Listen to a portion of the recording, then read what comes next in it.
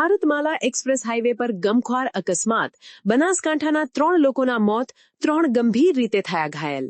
જસોલ police મથકની હદ વિસ્તારમાં આવેલ ભારતમાલા એક્સપ્રેસ હાઈવે પર ગંભીર માર્ગ અકસ્માત સર્જાયો હતો। અકસ્માત સમયે કારમાં કુલ 6 લોકો મુસાફરી કરી રહ્યા હતા।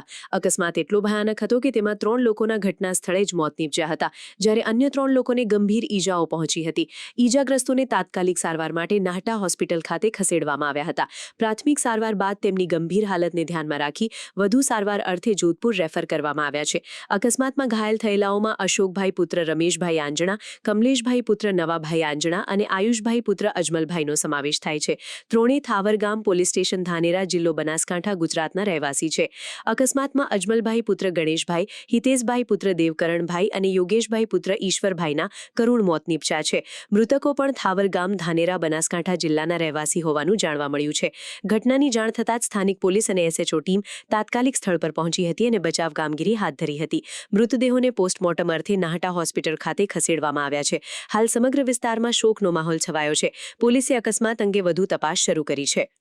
सभी से निवेदन है, गाड़ी धीरे चलाए, व्यवस्थित चलाए। आप अपने परिवार के लिए बहुत उपयोगी है। अभी जो घटना हुई है बहुत दर्दनाक है।